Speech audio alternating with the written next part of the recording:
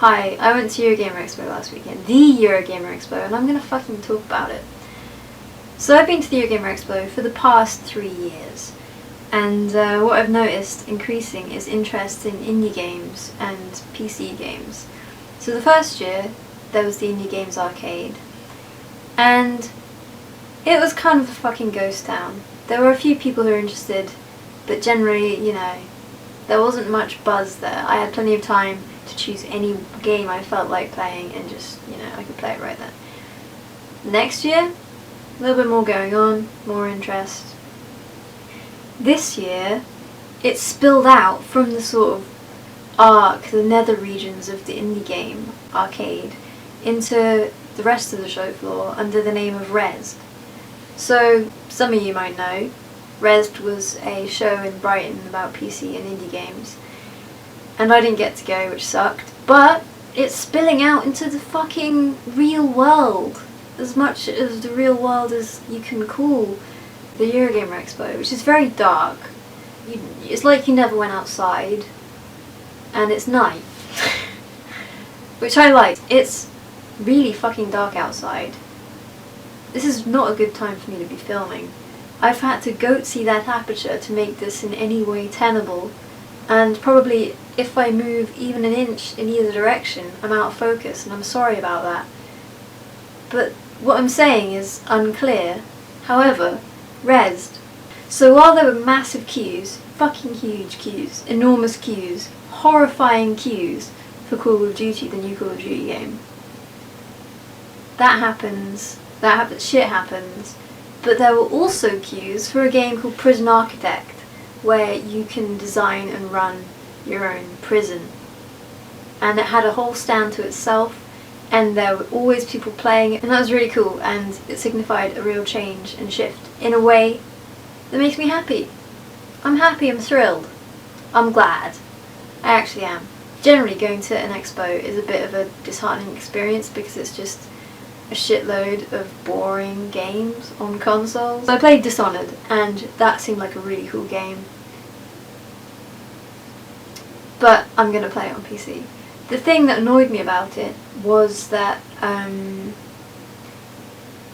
it was really easy to not be noticed. And I chose second from hardest difficulty because I cannot into a controller, and maybe that had an influence over how spottable I was to the AI, but they were fucking blind, essentially.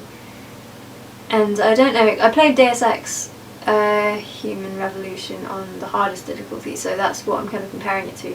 But maybe if I played this on the hardest difficulty, it would have been a little less forgiving. And I hope that when I do play on PC, it will punish me for, like, fucking hi as I walk by.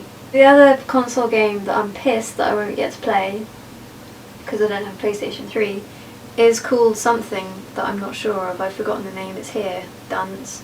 And it's a survival horror wherein you are an animal. When you're a dog and you kill enough, then you are eligible for a mate, and your mate will follow you around. I want to be a dog and get a mate. Another game under the Rezzed banner that interested me that I have no footage of, but maybe I can steal some from somewhere and put it here, was Chompy Chomp Chomp, which is a fucking shit name but a really fun game, and I beat the developer at his own game. And that's something I like to be able to say about a game. Essentially, you're a little guy, and you run around, and your feet change colour, and the area around your feet changes colour, and whatever colour that is the colour of the chompy that you have to chomp. I don't know. I don't know the correct terminology, but it was fun, and had power-ups, and was cool, and I want to play it more. That's the end of the story. There was a cannibal to like, that is this. This guy is terrible at this game. Watch him die again and again. He won't stop dying. Game is fun though. I'd play that game in another situation. I like cannibal to likes. What can I say? Another one, Air Buccaneers, which looks incredibly appealing visually and looks like shitloads of fun. And the alpha, I think the beta, a Greek letter of some description, hits on the the 15th of October. There was a shmup a couple of years ago called War Twat, and there's now a sequel to that, and War Twat was just like an insane shmup. Sort of in league with Space Giraffe, is that what it's called? You know, a bunch of shmups by this guy that are all insane and just kind of stupid but funny up to a point, and then it's just like, this ain't the game and I'm bored of it. But this was sort of in that style, but actually eminently playable and fun. Natural Selection 2 is something I've been looking forward to for ages. When I used to post on V3D, I remember just posting news articles about Natural Selection 2 and being like excited about it a lot. You might have seen that, you might not fucking care or no. Regardless, I got to play it and it was fun. You can be either a man with a gun or an alien with a more chomping, but more satisfying chomping, because there are teeth on the screen and they're munching shit. And I don't know if I'd ever want to be a man and shoot things when I can be a monster and I can chomp things. So that's an issue I hope they face up to, and I hope that they implement. I don't know if they have already. It wasn't obvious when I was playing it. Well, it didn't happen, basically. I hope that what they do is they switch it around so that you can make your preferential choice, but then when the round is over you swap over and you have to play as the opposite, in the opposite way. Because otherwise it's not going to work for me personally. Maybe it will work. Maybe loads of people want to be fucking dudes and they want to shoot fucking aliens. But come on guys, let's police this. Let's make it fair. They also have this mechanic where you can be the commander, you get in the chair and then you see a top-down sort of RTS perspective and you tell people what to do. And if you're playing with your teammates, this is going to be awesome. A really cool way to increase the depth of the game and have a lot more fun and be more involved. Unfortunately, playing with other people can be a bit annoying because some people are idiots. I've been playing a lot of Dota 2 lately, and people are idiots with some pretty high frequency in that game. They don't fucking listen. Ping, ping, ping, no. They don't care. They'll stay in that jungle. Likewise, I think I'm a bit worried about Natural Selection 2 being the same, but hey, guys, let's listen to each other and work as a team in every game and make the world a better place. I got to play the new SimCity game, which I'm extremely psyched upon and about and inside of. Can't wait for it. I only allowed myself to play the tutorial, so I can't really form a good judgment from that, but it seemed nice. I liked zoning.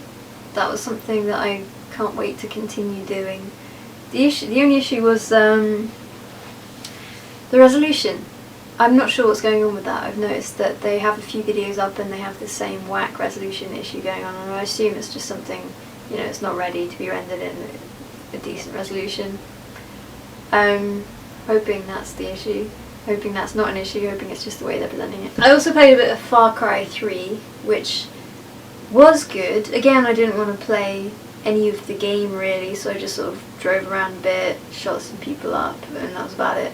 I had an issue on my PC that the sensitivity was like insane. The sensitivity was insane. I went into Windows to turn it down. I turned it down all the way, right down to the beginning of where sensitivity begins, where even grandma fears to tread, and it had no bearing. It was still ridiculous. And no option in the game. I don't know what was going on. Regardless, it was fun, and it felt nice apart from the insane sensitivity, and I think that's going to be a game I will buy. I think pretty much every game I've talked about I would buy at the right price. And the right price does vary significantly, doesn't it? Doesn't it just? I also got to play some GoldenEye, which you might not expect in these modern times we're living in. The Eurogamer Expo has this thing which is just old games, essentially. Just a sort of museum of old games and old systems. And it was packed the whole time. And it was nice to have something that was sort of like a celebration of gaming rather than just sort of an advert for a game.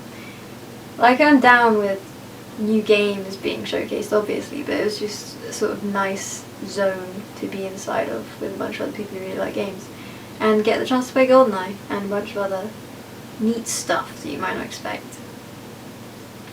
So yeah, I really enjoyed this year's Eurogamer, and it was a winner, and tune in next year for the next one, I suppose, although there might be some videos before next year, maybe. I think so. Okay, goodbye.